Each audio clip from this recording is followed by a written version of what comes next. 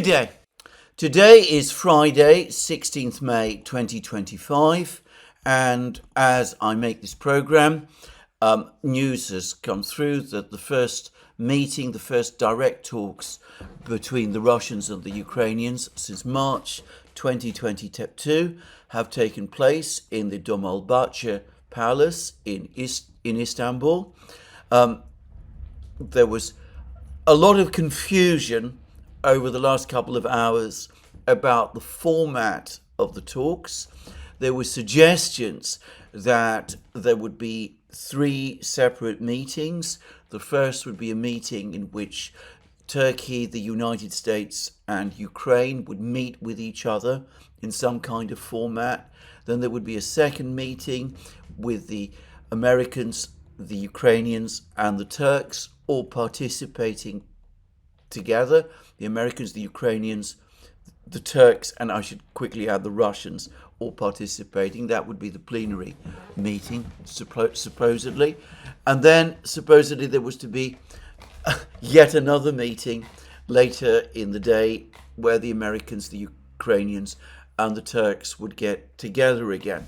And I think a lot of people were becoming very nervous about this and were saying, wouldn't this be completely lopsided? You'd have one Russian delegation facing three delegations, the Ukrainian delegation and the Turkish and American delegations also, with the Turks and the Americans in effect acting as allies or sort of allies of Ukraine over the course of this conflict. But it's clear to me that this was to misunderstand exactly what took place. And perhaps before I proceed with what has happened, the actual negotiations between the Russians and the Ukrainians, it might be just helpful to clarify this. The first is that yesterday in the evening, the Turkish foreign minister and other officials of the Turkish foreign ministry had a meeting with Vladimir Medinsky and the rest of the Russian delegation. This was intended, I have no doubt, to sort out protocol questions in advance of the substantive negotiations between Russia and Ukraine today. Then early this morning, after the Ukrainian delegation belatedly arrived, a similar meeting also took place in the Turkish Foreign Ministry, in which the Turkish Foreign Minister and his officials met with the Ukrainians and explained to them the same protocol issues. Then the substantive talks took place. They took place, as I said, in the same room in the Dolmabahce Palace, where the March and April 2022 negotiations took place. At this meeting, the two parties were introduced to each other by the Turkish Foreign Minister, Mr. Fidan, who made a very interesting speech, which I will touch on shortly. And then the Turks and apparently the Americans, who also were there, left the room and left the Ukrainians and the Russians to negotiate with each other, to begin the direct negotiations with each other. So there was no succession of meetings in the way that I think many people assume, and it is not the case that the Turks and the Americans were physically present in the room whilst the negotiations between the Ukrainians and the Russians were taking place.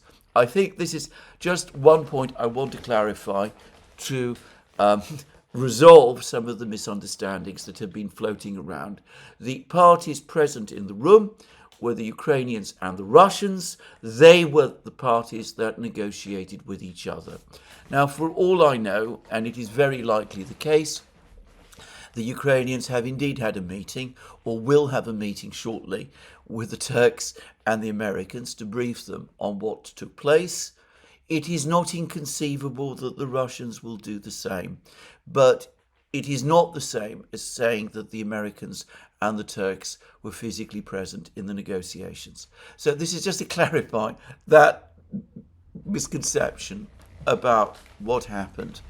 Now, how did we get to this point? Because what we had today was direct negotiations between Russia and Ukraine.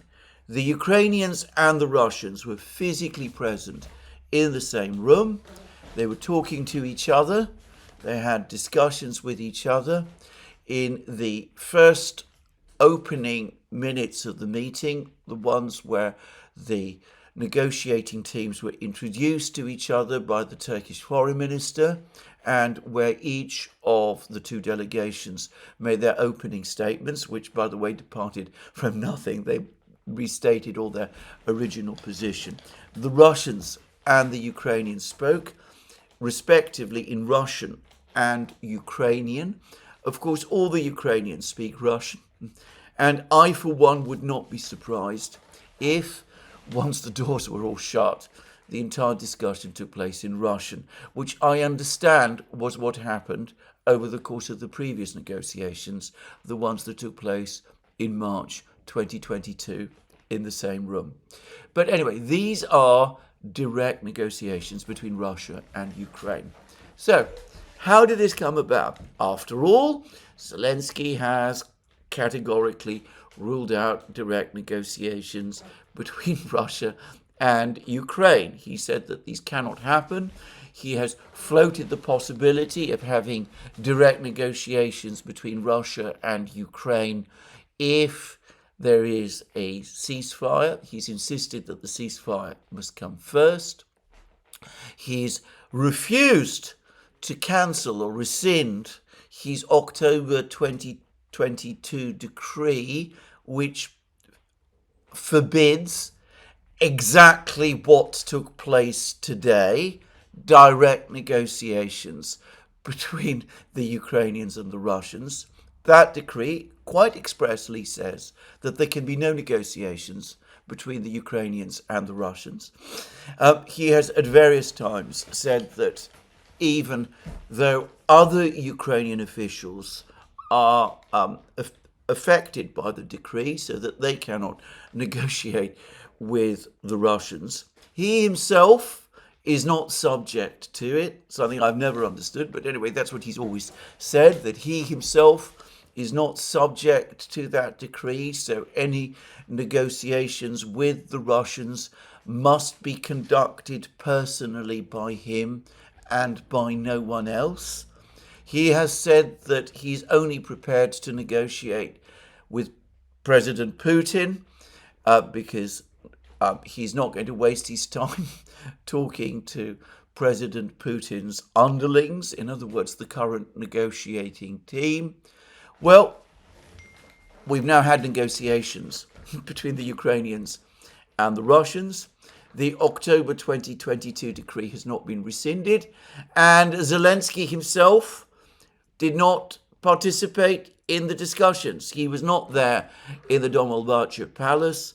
He went back from Ankara, where he went on to Albania, where he's going to meet the European leaders, including his dear friends Keir Starmer and I presume Macron and Merz, who I believe, certainly in Starmer's case, are also there in Albania.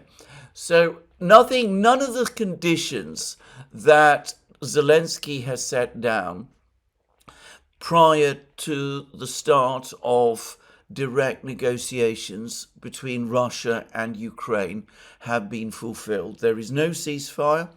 Putin is not there to conduct the negotiations. He is not conducting the negotiations.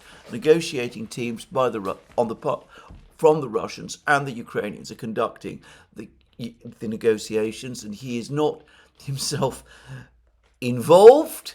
It would seem, on the face of it, that not only is everything that Zelensky has been saying for the last 2+ years been set aside, thrown into the dustbin, but his own October 2022 decree has just been rendered a nonsense.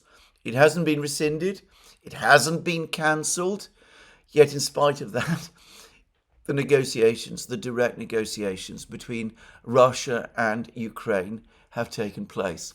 Well, I was saying yesterday in my program that the Russians have been going about this in a calm, professional way, even as everybody else goes mad around them. And, well, in a kind of a way, that madness has persisted today, though maybe some of it is quietly abating.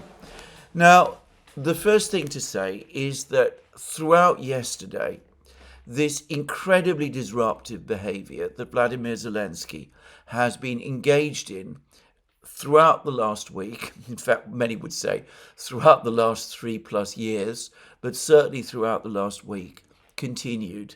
He went to Ankara instead of Istanbul. He refused to meet with the Russians.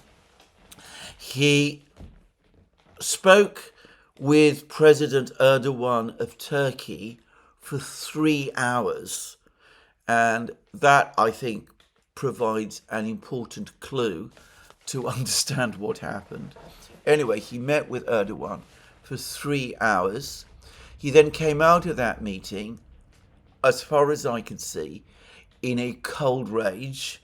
He gave an extraordinary press conference. He often gives very strange press conferences, but this was extraordinary, even by his standards. It went on for a long time. As far as I know, he didn't actually take any questions.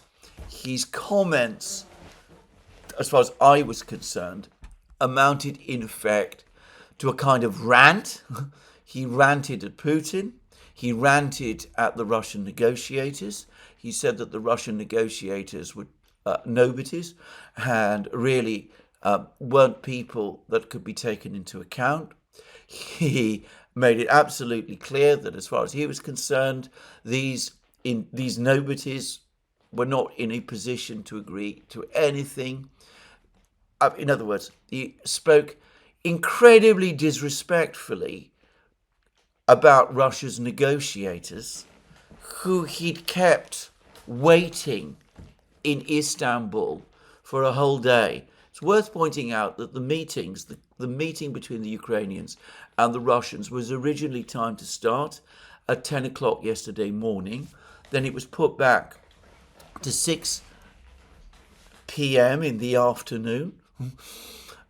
Of course, no meeting took place because Zelensky wasn't going to send his negotiating team to Istanbul. He kept everybody guessing about whether he was going to send any sort of negotiating team to Istanbul at all. He said that the Russians clearly were not interested in peace. He said that the only topic that he's interested in is an unconditional 30-day ceasefire, and he went on demanding sanctions. He wanted the sanctions that the United States and the Europeans apparently promised him last week, including over the course of that, as is now clear, disastrous and massively ill-conceived trip to Kiev by Macron, Starmer, Merz and Tusk, the one where they gave Vladimir Putin a 2-day ultimatum to agree a 30-day ceasefire, warning him of sanctions if he didn't. Anyway, Zelensky was clearly promised those sanctions on that day. He was led to believe that the United States was in agreement with that policy and would impose those sanctions on Russia. He is furious that nothing like that has happened. He is furious that he has been put in a position where instead he's been asked to negotiate with the Russians, and it all boiled over the course of this, as I say, rant that he gave yesterday. And again, as I said, he demanded the sanctions, which he thought he was promised. He seems to expect that these sanctions would be granted, and even as he has acted in this extraordinarily disruptive way throughout the whole of the last week, he seemed to feel that he is entitled to these sanctions and had frankly, the temerity to say that unless these sanctions were imposed, or at least these sanctions had to be imposed because supposedly they are the only way to get the Russians to negotiate seriously, to achieve peace. This, even as a Russian delegation has been kept waiting for a whole day in a different city in Turkey from the one that Zelensky chose to go to, kept waiting for a whole day before the Ukrainians finally showed up.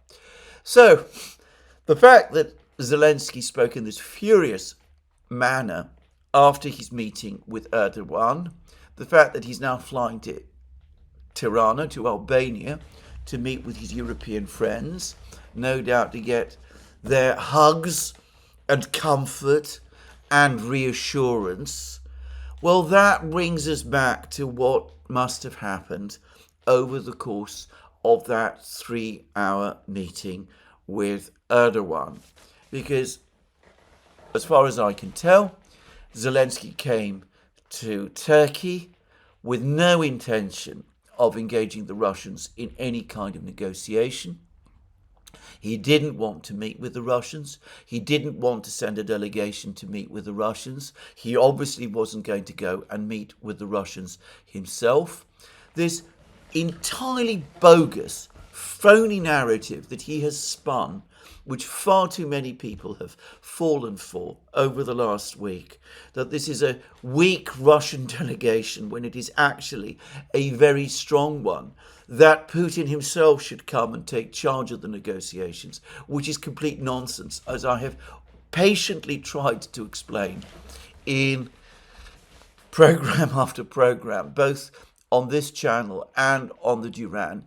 Well, all of that, apparently he came to Ankara still insisting on, still saying he was probably trying to get Erdogan to come over to his side, to get Erdogan perhaps to put pressure on Putin to come to Istanbul to meet with Zelensky, probably with the hope that Putin would refuse and that Erdogan and Trump and all of the others would then move forward and give Zelensky the sanctions against Russia that he wanted. Well, he then encountered, when he finally met with Erdogan, an Erdogan who was clearly not interested in any of this. The fact that this was a meeting that lasted for 3 hours strongly suggests to me that there was a strong disagreement between the two men, quite possibly a row. No doubt Erdogan, who has good relations, at least at the moment, with Trump, was in regular touch with Trump and with the Americans. And what Zelensky probably experienced over the course of his meeting with Erdogan was something akin to the third degree. He was told, probably by the Turks and indirectly through Erdogan by the Americans, that he absolutely did need to send a delegation to negotiate with the Russians today. And he ducked and weaved, and knowing what Zelensky's like, he was probably quite rude. And for all I know, it went beyond that, though, of course, I wasn't present in the meeting, so I don't know. I don't know whether there were raised voices, but with Zelensky, that is perfectly likely. But eventually, after 3 grueling hours, and 3 hours is a very, very long time for a meeting. As I said, it clearly shows acrimony and difficulty over the course of the meeting. Anyway, after those 3 hours, Zelensky realized that he had no choice but to send a delegation to meet with the Russians in Istanbul. I don't know what the Turks and the Americans said to him, but of course, Zelensky knows perfectly well the extraordinary power that Trump has over him and over Ukraine. He must recall how in March, after the disastrous Oval Office meeting, Trump stopped all military assistance and intelligence sharing with Ukraine. He almost certainly will not want to be put in that position again. No doubt, and quite plausibly, over the course of the meeting, the European leaders were contacted. They were probably told by the Americans and the Turks also to get Zelensky to come round. And one way or the other, Zelensky found that he was left with no choice but to send his delegation to Istanbul, which he did in the evening yesterday.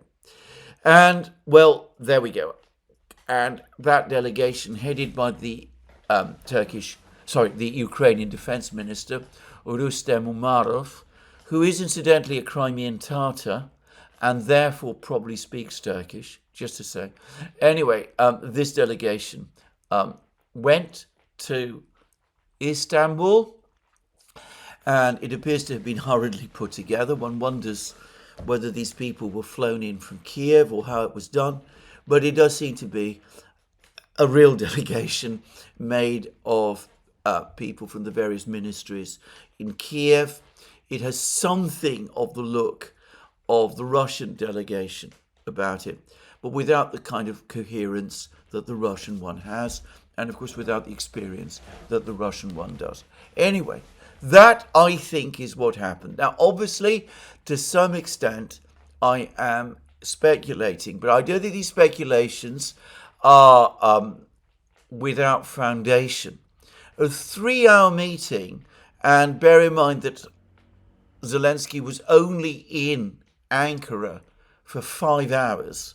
A 3-hour meeting is a very long meeting indeed, especially if, as was certainly the case in this instance, it was to discuss one specific issue, which is the meeting in Istanbul that has taken place between the Russians and the Ukrainians today. Now, Ian Proud, former British diplomat, and I'm going to say this bluntly, I consider myself a friend of his, by the way. We only got to know each other over the last couple of months, but I consider him one of the best and most sane people in Britain on this whole topic. He has now written a fine piece on his blog, The Peacemonger, in which he says that from this point on, the best thing for Zelensky to do is to stay out of the negotiations entirely, not involve himself any further in the negotiations, to let his negotiating team and the Russians to work this out together and to see whether a consensus between them might be reached. That is going to prove extraordinarily difficult, but if Zelensky involves himself directly in the discussions, then one can absolutely guarantee that these discussions will go nowhere. We will instead get performances and theatrics and all of that kind of thing. Now, having discussed all of this, there is one further thing I do have to say. And by the way, Alex Christoforou and I touched upon it in a program that we did on the Duran, which you will find on the Duran probably later today, which is that Zelensky's behavior is all of a piece with the way that Zelensky behaves. But what is unfathomable, what is truly extraordinary, is that everybody else involved in this crisis, the Russians, the Europeans, the Americans, the Turks, everybody, instead of telling Zelensky to shut up, tolerates this sort of behavior from him. I understand that there is sympathy for him. I understand that he is the leader of an embattled country, and inevitably that will cause others to cut him a certain degree of slack. But the way he has acted over the last week, and the way in particular that he acted yesterday, is extraordinary and extraordinarily disruptive. It is incredible that the Russians were prepared to put up with it, that they were prepared to sit and wait it out in Istanbul. In most other negotiations that I've been involved in, if one of the parties behaved in this kind of way, well, the negotiating team, in this case the Russian negotiating team, would be saying enough's enough, we've wasted our time. They would be packing their suitcases and bags and flying back to Moscow. Well, they didn't, almost certainly because they had instructions from Moscow to stay, and because the Russians have probably been on the receiving end of urgent calls from Turkey and possibly the United States to keep them there and to let them stay. But anyway, many, and I suspect some people in Moscow, will ask, why do the Russians continue to indulge Zelensky in this manner? For the record, I think they were right to do so, and I think they've come out looking better and stronger as a result, but many others will take a different view. But all right, that's the Russians. Why does everybody else tolerate this behaviour as much as they do? Briefly, during the Oval Office meeting in February, Trump and Vance and the Americans responded in the only appropriate way to this kind of disruptive behaviour one gets from Zelensky. But the Europeans, in particular, instead of pushing back, instead of telling Zelensky this sort of behaviour is outrageous and cannot be tolerated, instead of telling Zelensky that ultimately you are the leader of Ukraine, you make a decision. Either when you get a proposal like the one you got from Putin on Saturday, you reject it and say that you are not going to send a delegation to Istanbul, or alternatively, you agree to negotiate in Istanbul, rescind your October 2022 decree, and send a proper accredited delegation to meet with the Russians. That was the proper, appropriate choice, or choices, that a leader in Zelensky's position might have followed. You don't put on the extraordinary display that we've seen put on over the last week. But nobody does this. Everybody tolerates this behaviour. Everybody pretends that this is normal and acceptable in some ways. Everybody accepts, or at least everybody but the Russians, goes along with this fiction that this is a weak Russian delegation and that the right thing was for Putin to go there, which is, as I said, completely absurd. And, of course, tolerating this simply guarantees that we're going to get more of the same. And that inevitably is going to complicate and disrupt any further attempts to negotiate seriously and to achieve peace. Anyway, that's all I want to say about this. It's something I do have certain feelings about. But anyway, there it is. That's what I wanted to say about it. Now, as I started making this program, news came in that the meeting between the Ukrainians and the Russians lasted just 2 hours. That the Russians, and this is according to Reuters, said that a ceasefire could be agreed, but only if the Ukrainians withdrew their forces from all of the territory of the four regions, including Zaporozhye, Kherson and Donetsk, where the Ukrainians still control territory. Obviously, that is unacceptable to the Ukrainians. Before the meeting, the Ukrainian delegation and the Russian delegation set out what their objectives were. Medinsky, the leader of the Russian delegation, gave yesterday a very short statement in which he said that the remit of the Russian delegation, its mandate, had been discussed and approved at the meeting in Moscow, chaired by Putin, which I discussed in my program yesterday, the one which the military also attended in force, that the Russian delegation has all of the plenipotentiary powers that a negotiating team would normally be granted, that their objective was to move forward towards agreeing a final sustainable peace settlement which would address the root causes of the conflict. This has, of course, been the consistent Russian line ever since the resumption of negotiations began.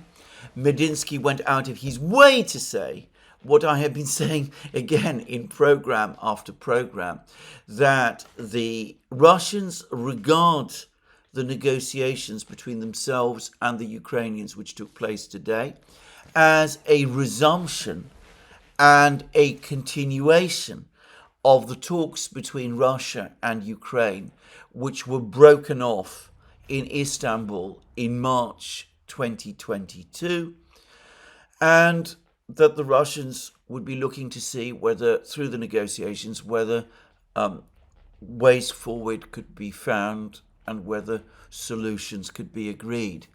Now, I notice that there is some confusion in some of the media outlets. The word solutions in Medinsky's statement was initially translated as compromises, and that also appeared on some of the Russian statements or descriptions of this statement of Medinsky's.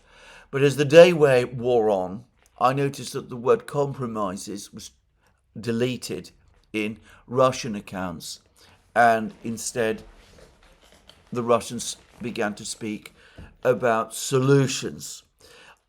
I don't know exactly what Medinsky said, but this whole topic of whether Medinsky said compromises or solutions, the way it was handled by the Russian media, in effect shows that the Russians are not really looking for compromises.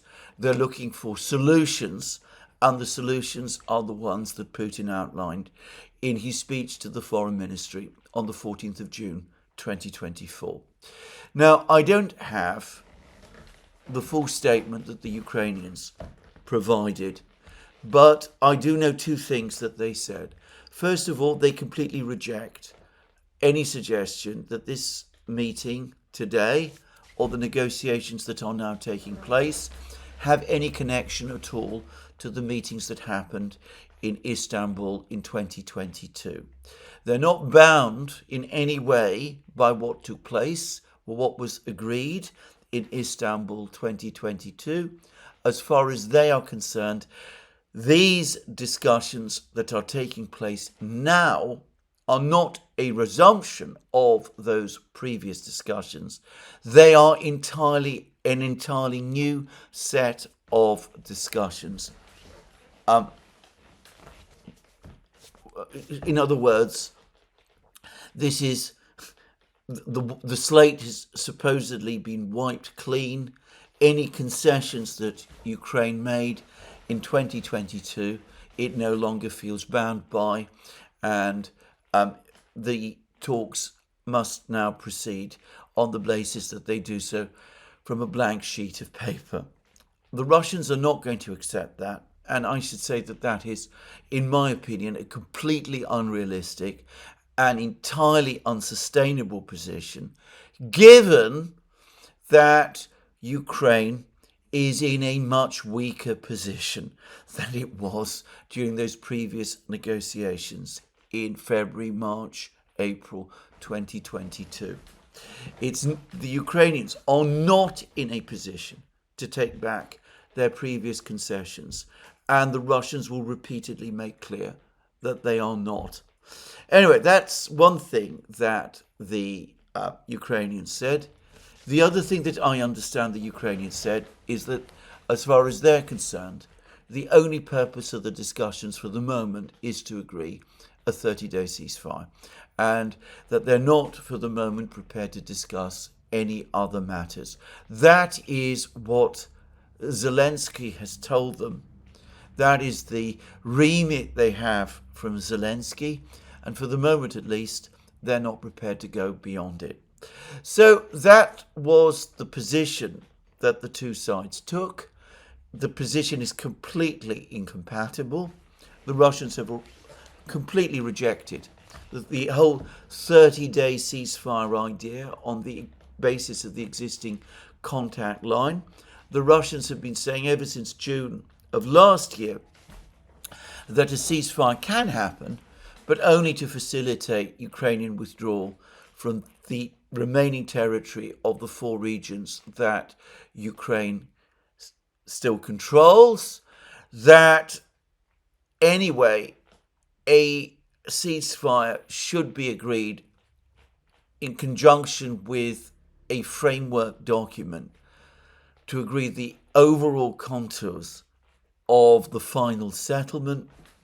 As I said, the two positions are completely in conflict with each other, and that they're in such profound disagreement with each other that it was inconceivable, frankly, that there would be any agreement reached or consensus arrived at today.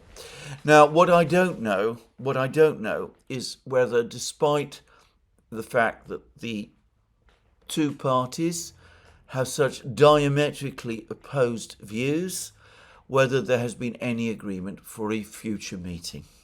Just saying. I suspect if it was left to Zelensky, the answer would be no.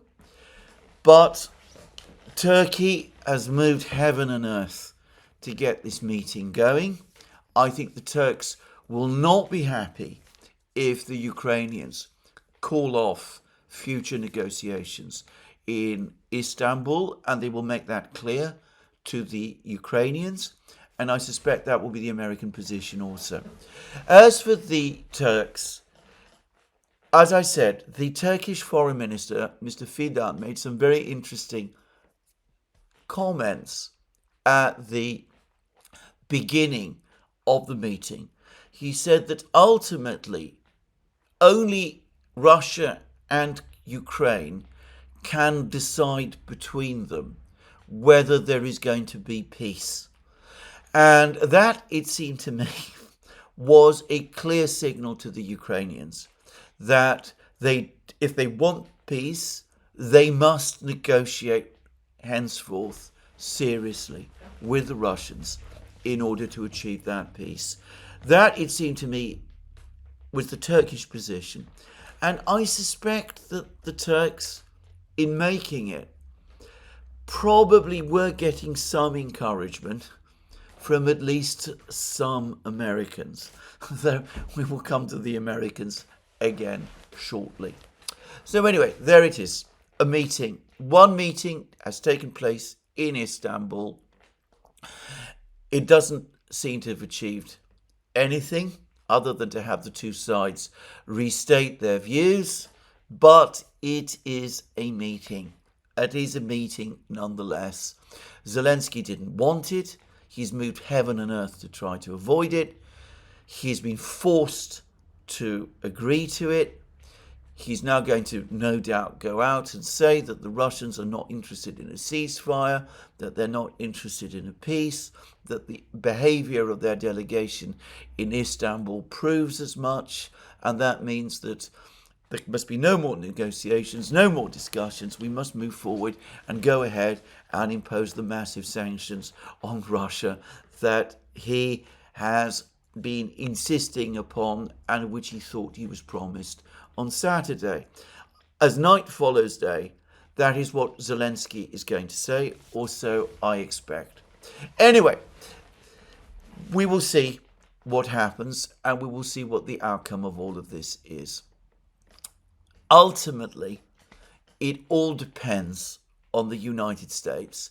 And there has been a very interesting article in Der Spiegel which speaks of panic in Kiev amongst the political leadership in Kiev.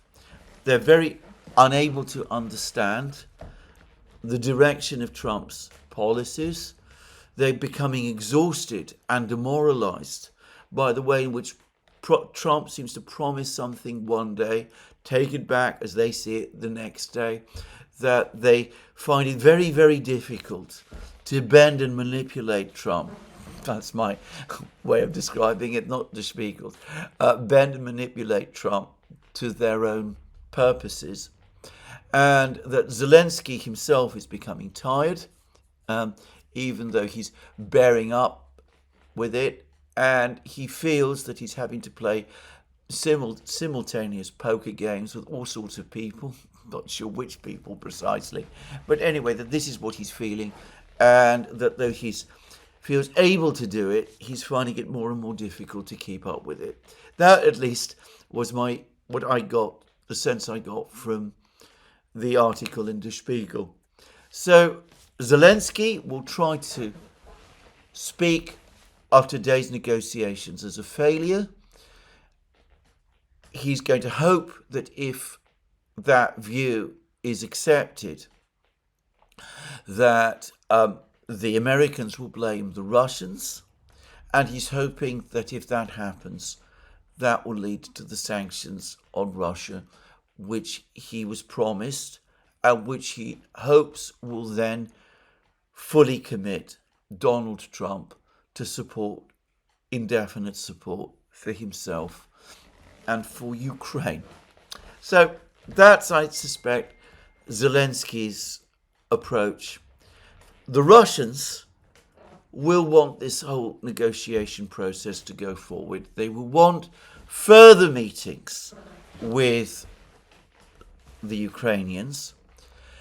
But something else has happened over the last 24 hours, which I think the Russians will see as potentially working to their advantage. Because Donald Trump was asked whether he thought that the fact that the delegation that the Russians had sent to Istanbul was a weak one, was a sign that the Russians weren't serious about the negotiations, and what he thought about the fact that Putin supposedly had failed to turn up.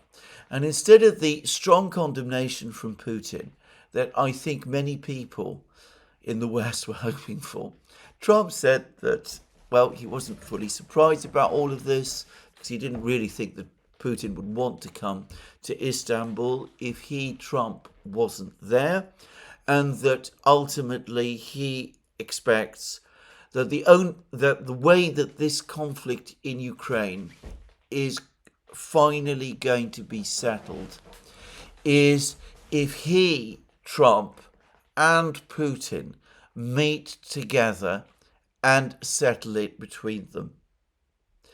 Now, since that comment of Trump's, various American officials, obviously acting on Trump's instructions, have been talking about the need for a summit meeting, an urgent summit meeting between Putin and Trump.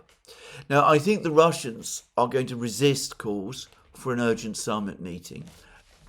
They don't want to be put in a position where Putin goes to a summit meeting, is faced by direct demands over the course of a meeting with Trump, from Trump to agree a ceasefire, something that Putin doesn't want to agree to, where the Russians are forced to accept a ceasefire, and Trump and the Americans blame Putin for the failure of the summit meeting. So I don't think the Russians are keen on a summit meeting at the moment.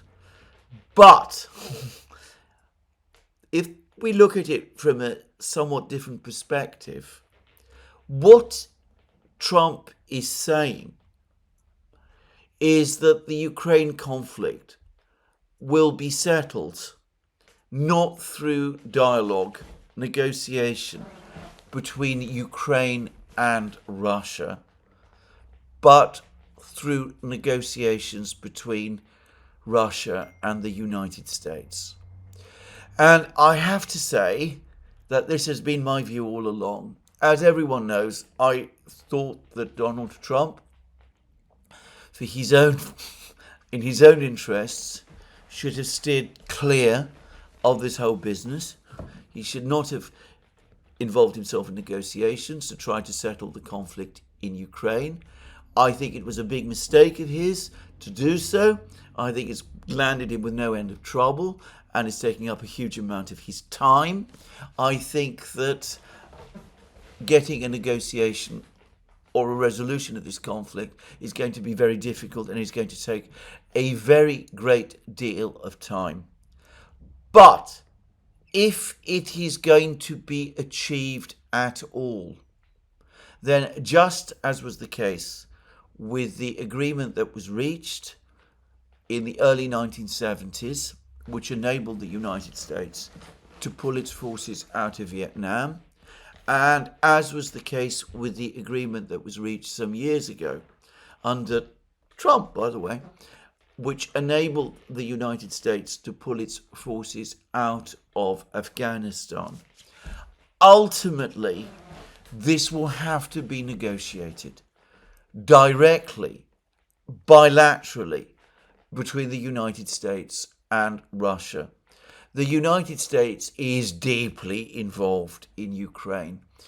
It has conducted what some call a proxy war in Ukraine against Russia, but which ultimately turned out to be much, much more than that.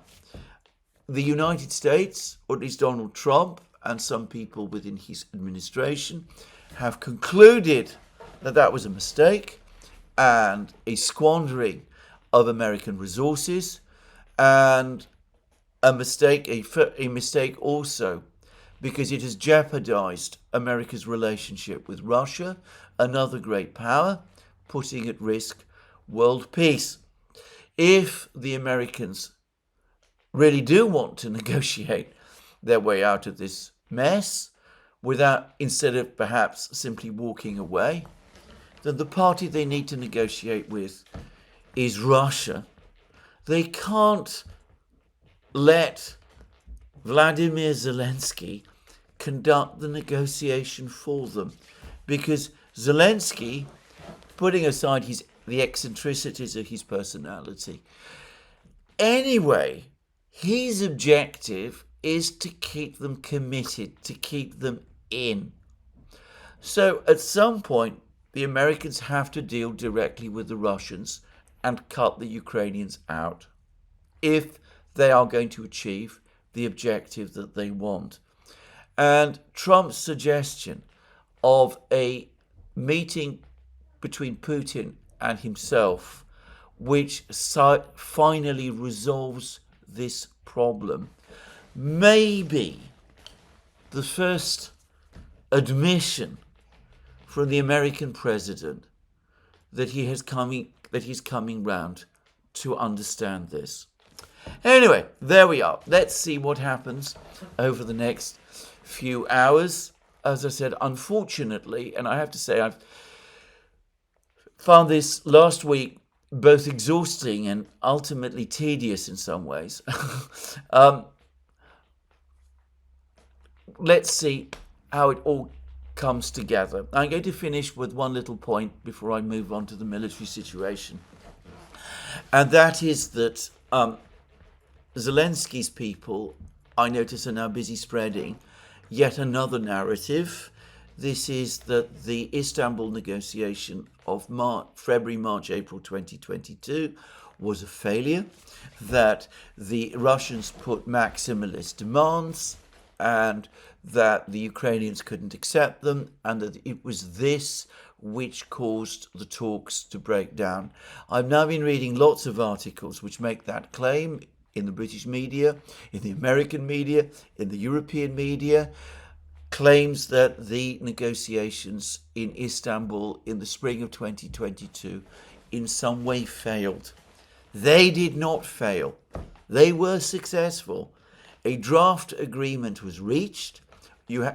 All you need to do is to go back and read what Ukrainian officials were telling the Financial Times at that time in lengthy articles and interviews reported by the Financial Times in March 2022, the Ukrainians were euphoric, as I remember, about the deal they seemed about to do with the Russians. The talks were successful. The draft agreement was initialed. It looked as if we'd achieved a diplomatic breakthrough. And then, after intervention from Britain and the United States, as confirmed by lots of people, including explicitly by one of the mediators, the former Israeli Prime Minister Naftali Bennett, the Ukrainians suddenly pulled out. They never rejected publicly the Istanbul Agreement of April 2022. They never said that they rejected the terms that had been in principle agreed in Istanbul in April 2022, in which, as I said, their representatives, with Zelensky's full backing, initialed. They simply walked away from the discussions and spent the next 3 years basically pretending that those discussions in Istanbul in April 2022 and that agreement that was reached as a result of those discussions, that none of that in effect took place. And over the last 3.5 years, the Western media has mostly gone along with that. There's been the odd article about the Istanbul discussions and the Istanbul agreement, but overall, we've had a silence, you might almost say a code of omerta, about the whole business, a refusal to acknowledge or to discuss frankly how close the parties actually came to a final agreement in Istanbul in April 2022, and the role that various third parties had in bringing that failure of that agreement about. Now, the best person to go to get a sense of all of this is the former German diplomat and UN official, Michael von der Schulenburg. He's written about this extensively. He's written most recently about all of this. He's published various statements about this. He is the indispensable source to anybody who really wants to understand what took place over the course of the Istanbul negotiations. The idea propagated today over the last couple of days that the Istanbul negotiations in April 2022 supposedly collapsed because Ukraine couldn't accept Russia's supposedly maximalist demands is a fiction. It is not compatible with the known facts, which, on the contrary, clearly show that an agreement in principle on those supposedly maximalist Russian demands was in fact reached. Zelensky and his people, of course, are saying all of that now because they don't want to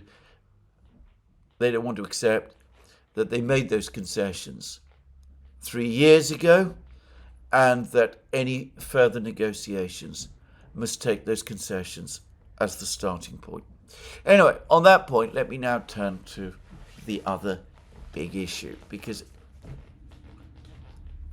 the fact remains that even as the Russians are meeting with the Ukrainians in Istanbul, even as they extend a kind of velvet glove to the Ukrainians, the Russians are increasingly deploying what you might describe as the mailed fist. A number of people, I think Ian Proud again was one of them, has said that it is the Russians who are the drivers in this process. And the reason they are the drivers is straightforwardly because they are winning the war. As I have said in program, again after program, winners dictate the outcome of wars, not losers. This is something which people like Starmer and Macron, Merz and all the others struggle to understand, but it is obvious. Anyway, we have seen a number of very important developments from Moscow over the last couple of days, which suggest very strongly to me that we are indeed going to see the mailed fist be wielded alongside the velvet glove, which is the diplomacy in Istanbul.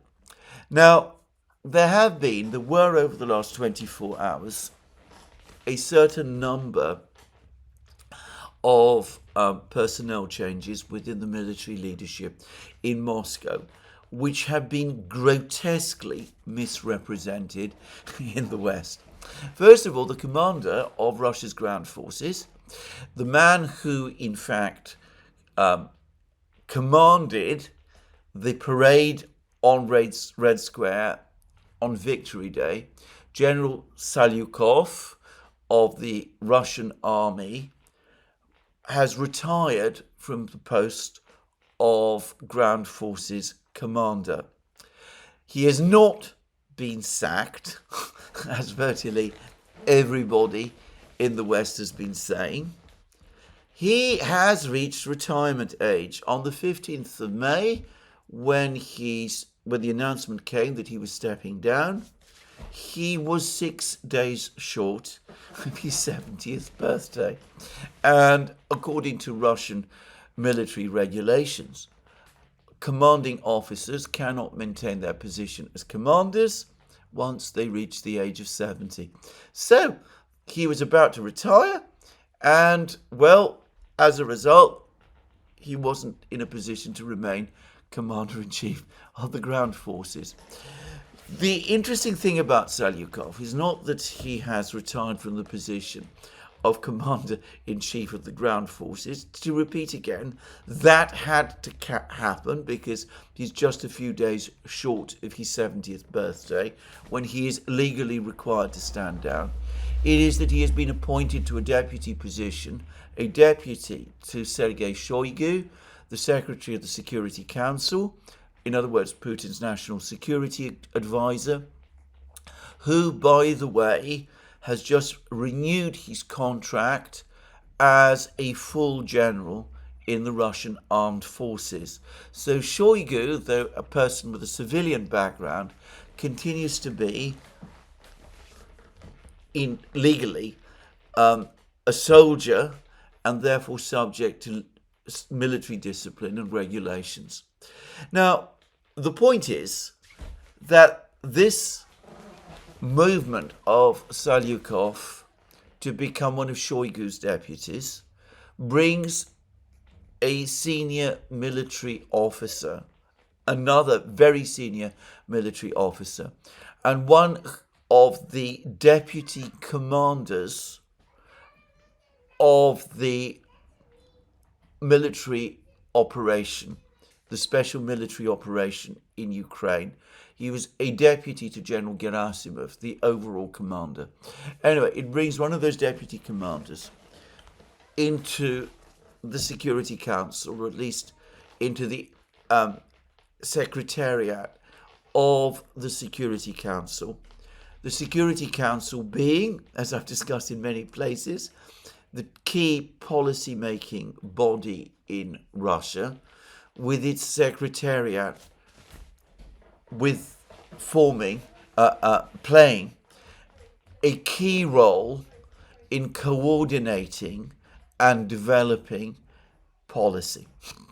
So a military officer, very senior military officer, with some experience of the special military operation, instead of being simply allowed to retire, has now been brought into this very senior position in the Security Council, which, by the way, will give him potentially could give him regular access to the Kremlin itself. In fact, potentially to Putin. But the other change is in some ways even more interesting, because Salyukov's replacement as ground forces commander is none other than General Mordvichev. Now, General Mordvichev was the commander of Group of Forces Center, the people who captured Avdiivka and Novogrodivka and Selidovo, whose forces have battled successfully all the way to Pokrovsk, who won one battle after another. And General Mordvichev is widely considered by many people to be the most talented military commander that the Russians have produced over the period of the special military operation. He is also, by the way, a general who the Ukrainians have claimed to have killed on at least one occasion, perhaps more than one. And I remember reading accounts, I think in 2022, in the media in Britain, telling us about how General Mordvichev had been killed by the Ukrainians. Well, he's alive and well, and has played a major role in the special military operation, and he is now the overall commander of the ground forces. Now, the point is that, as I have discussed in many programs, the Russians are assembling enormous forces, which they are preparing potentially for a major offensive, which could take place in the summer. We're talking about at least 2 reserve armies, a total force of around 250,000 men. I can't help but think that the appointment of Mordvichev to this very senior position in Moscow means that he's been given some kind of coordinating role in preparing the ground forces for this offensive. I say that because he's likely, or so it seems to me, to take Salyukov's place, not just as overall ground forces commander, but also as one of Gerasimov's deputies in command of the Russian forces in the area of the special military operation. I wonder whether Mordvichev has been brought to Moscow precisely with the remit to prepare and organize the offensive. I know that this is a widespread view. I believe it is also the view in Kiev. It would make total sense. It seems the obvious explanation to me. Obviously, there might be others, but I wonder what other explanation there could be but that. Anyway, that's one thing I wanted to say. The second point I wanted to make is that over the last couple of days, we have seen that the military in Russia is increasingly playing an ever more significant role in policy making. Now, when Putin set up the negotiating team in the spring of 2022, as far as I'm aware, he made all the key decisions as to who would be appointed and what their remit would be by himself. This time, he had to sort it out in a meeting of the Security Council, at which the Chief of the General Staff, General Gerasimov, and all of the commanders of the groups of forces on the battlefronts participated. And Medinsky has said that each one of these commanders gave a report about the situation in their sector of the front lines, and that they fully participated and were engaged in the discussions that followed. I wonder whether, after the announcement that was made on Saturday by Putin that he was going to send a delegation to Istanbul to negotiate with the Ukrainians, whether there wasn't some pushback from the military. With the military perhaps remembering well the events of 2022, when Putin called at least one ceasefire that I can remember in order to facilitate talks without the military being consulted, and to their intense anger, when Putin also announced ordered a withdrawal of Russian forces from outside Kiev, again in ways that maybe the military weren't fully happy with, whether in effect the military said, look, this time it has to be different. We can't just leave it to the diplomats. We must also be involved. And that is why the meeting in Moscow took place, at which they were all present, and why we've had a negotiating team sent in Istanbul with so many military officers participating, and with no less a person than the head of the GRU, Russian military intelligence, participating.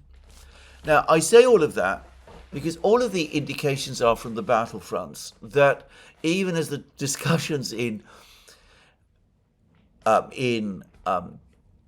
Istanbul have been taking place, the Russian military continues to be focused on conducting and preparing for its offensive. And I'm going to say this, I think that there is probably a current of thinking in Moscow that in some ways things were much simpler when Joe Biden was around.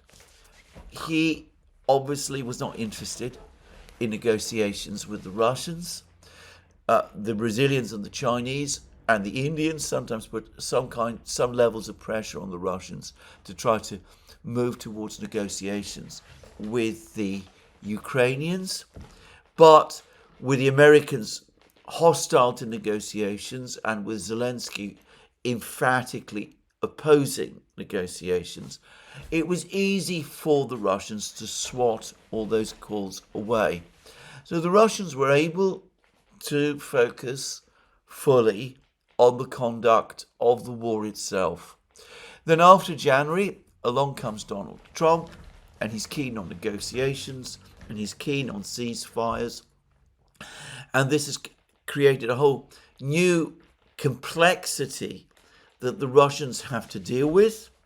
And many Russians obviously remember the way in which the Russians were deceived, as they see it, by the Ukrainians and by the Western powers over the course of previous negotiations. But many Russians will also feel that one of the reasons the Russians were deceived was because the diplomats and, dare one say, even Putin himself lent themselves to that deception. So this time, the generals are saying, never again. We're not having that happen again. This time, we want to be involved. We are fighting the war. We insist on having our say. You can't just run this negotiation all by yourself. You are, of course, our commander. We obey and respect you. But given the importance of this conflict to the army and to the nation, we must be party to any discussions that you make. Now, this has precedence in Russian history. It's not entirely new, but it's not a situation that Putin has ever himself, as far as I know, faced before. Anyway, there it is.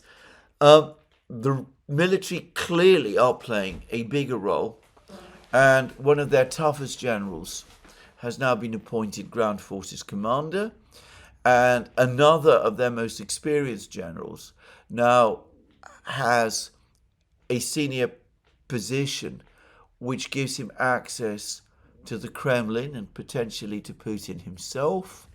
So I can't help but think that we've seen now an interesting development in terms of Russian internal politics, which will have a bearing on both the conduct of the war and the conduct of the negotiations, assuming they continue, between Russia and Ukraine.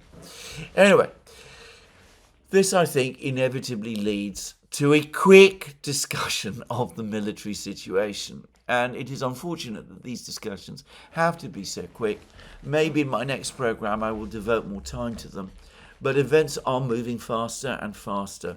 Now, yesterday, the Russian Defense Ministry confirmed that the village of Torsky in the Siversk area, west of Siversk, has now fallen to the Russians and is fully under Russian control.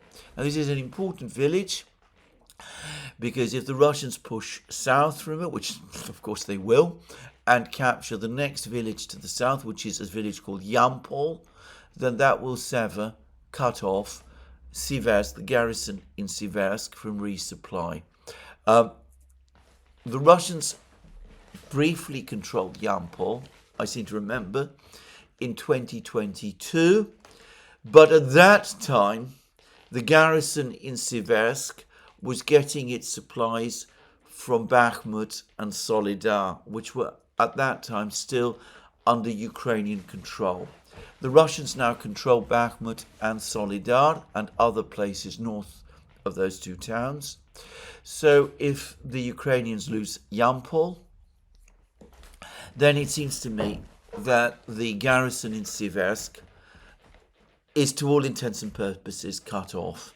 All of this has been happening even as the Russians have been pushing towards Siversk from the east. Their forces have been driving closer to Siversk. They were claiming yesterday that they have captured more of the village, the key village of Verkhamyanska, which has been bitterly fought over. If the Russians capture Verkhamyanska, they are literally outside Siversk. And the Russians also seem to be working to capture various other positions around Siversk to the east and north of Siversk as well. There's been several Russian attempts to capture Siversk over the course of the war. These have been consistently unsuccessful. It has been a story a little like the one at Ugledar in the south, where the Russians made repeated attempts to capture Ugledar, some of which ended in disastrous and humiliating failure, with one Russian general, being cashiered for the blundering way in which he conducted the attack on Ugledar.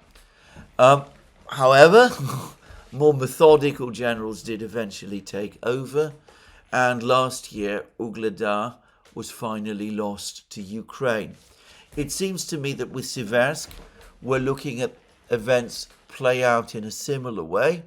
After multiple attempts to capture Siversk, some perhaps more half-hearted than others, after long battles in which Siversk has been successfully defended by Ukraine, it looks as if finally the ring around Siversk is closing.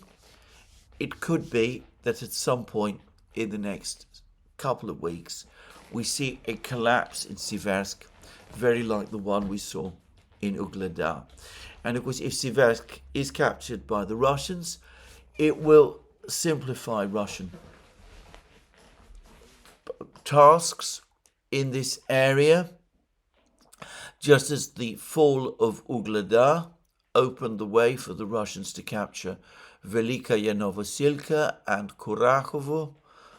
The fall of Siversk will probably have a similar effect, enabling the Russians to capture places like Konstantinovka and Druzhivka, important communities in this area, as they gradually press forward with their attack on Konstantinovka.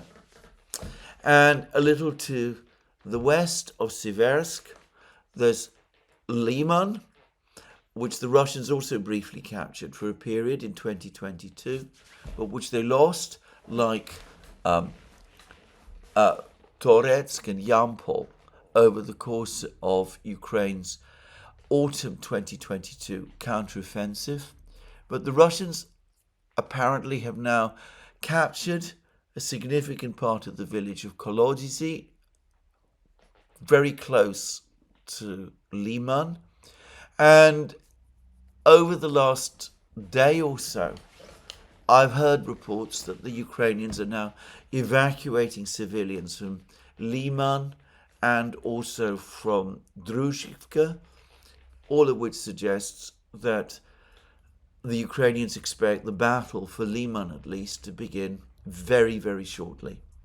I think that Liman itself, if Siversk falls and all of the other places around fall, it looks undefendable.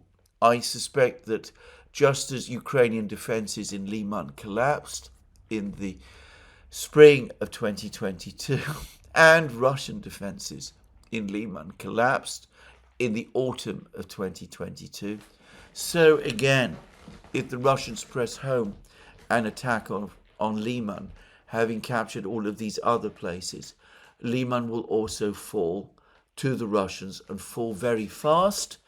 And Stanislav Kremenik told us on the Duran that the fall of Liman opens the way for the capture of places like Kramatorsk. It is the high ground, Slavyansk, sorry. It is the high ground relative to these places. Now, there's been more news about Chasiv Yar. Again, there isn't very much photographic and film evidence, but I understand that even DS, the Ukrainian mapping project, are now admitting that the Russians control practically all of the central high-rise area of Chasiv Yar. They appear to believe that there are one or two places still left, but probably not more than one or two buildings. It looks as if the central area of Chasiv Yar has finally fallen. There may be other locations around Chasiv Yar, some of the outlying micro-districts where some fighting still needs to take place. But it does look as if the Battle of Chasiv Yar, and by the way, the Bakhmut battles, plural, which began in earnest in November 2022, are now finally coming to an end, opening the way for an attack on Konstantinovka. But anyway, all of this is important. Even more consequential in some ways is the gathering catastrophe, and I think this isn't just understatement, which is the Ukrainian defences around Pokrovsk and Konstantinovka. The Battle of Konstantinovka is becoming very, very confusing. The Russians have taken up all kinds of positions around the southern arc of Konstantinovka. Of course, if they capture Chasiv Yar, once they finish the capture of Chasiv Yar, they will be located to the east of Konstantinovka as well, and they will occupy the high ground around Konstantinovka. Anyway, it is a confusing and muddling battle. The Russians have taken more positions north of Toretsk. Apparently, that will prevent any further Ukrainian counterattacks towards Toretsk, misguided though those counterattacks are. And it looks as if Ukrainian defences south of Toretsk are fragmenting and are starting to crumble. And there are some claims that the Ukrainians are retreating into the urban area of Konstantinovka itself, because their defences south of Konstantinovka are no longer viable anymore. In which case, very much like what we're seeing in Pokrovsk, a battle for Konstantinovka could soon begin. And it is exactly the same with Pakrovsk. There are now reports that the Russians are closing in, are moving closer towards an attack on the village of Novoekonomichne, immediately to the east of Pakrovsk and Mirnograd, and that the Russians have continued to control territory, perhaps even parts of the southern built-up area of Pakrovsk itself, and it all points to a potential Russian attack on Pakrovsk starting to develop perhaps over the next few weeks. Konstantinovka falls, and if Pakrovsk falls, to be straightforward about it, I don't think that the defences in Slavyansk and Kramatorsk can last for very long. The Ukrainian defenders would lack operational depth. I suspect that there would be a cascade effect and that we would see all of these towns fall rapidly, one after another. Now, there have been other reports of Russian advances in other places. There are more reports today giving us more information, or shall I say, making more claims about these bridgeheads that the Russians are supposed to have established on the east bank of the Dnieper in Kherson region, immediately to the north of the city of Kherson. I don't know very much about these. I don't know the details. But, well, who knows? Maybe all this is happening, or maybe it's just some people overexcitedly describing more than is really taking place. Who knows? But, to repeat again, it looks as if the first meeting between the Ukrainians and the Russians, which took place in Istanbul, saw the Russians restate their demands.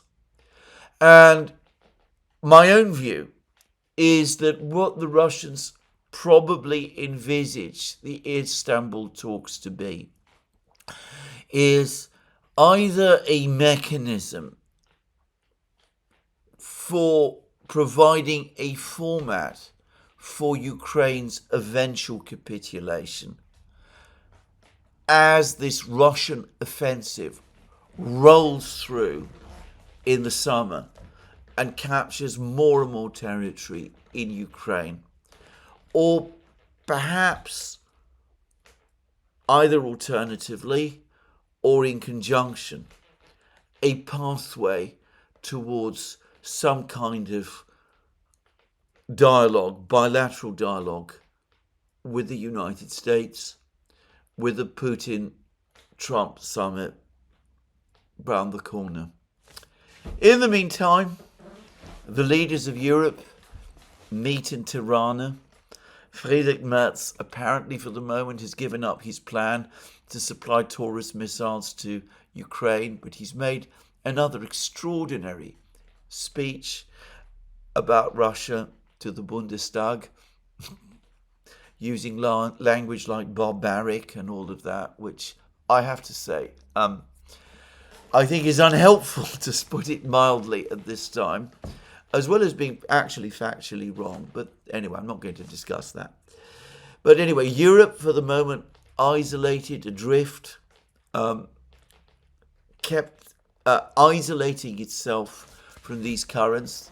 This beautiful plan that Starmer and Macron worked out to prepare to present, and Merz to present Putin with an ultimatum and to get sanctions against Russia and to sign up for those sanctions, for the moment has turned to dust. It doesn't mean it might not be resurrected at any point, perhaps even in the next few days. But that, it seems to me, is where we stand. Anyway, this is where I finish my program today. We will have more about the negotiations in Istanbul probably during my program tomorrow. Hopefully, I say hopefully because I'm becoming tired of this whole debate, just as Zelensky supposedly is. We will then see a remission and we will be able to focus instead more on the military developments, though you never know. And anyway, we will see what happens, and that'll be in my next program. But until then, all it remains is for me to remind you that you can find all our programs on our various platforms, Locals, Rumble and X. You can support our work via Patreon and Subscribestar and by going to our shop, links under this video. Last but not least, if you've liked this video, please remember to tick the like button and to check your subscription to this channel. That's me for today. More from me soon. Have a very good day.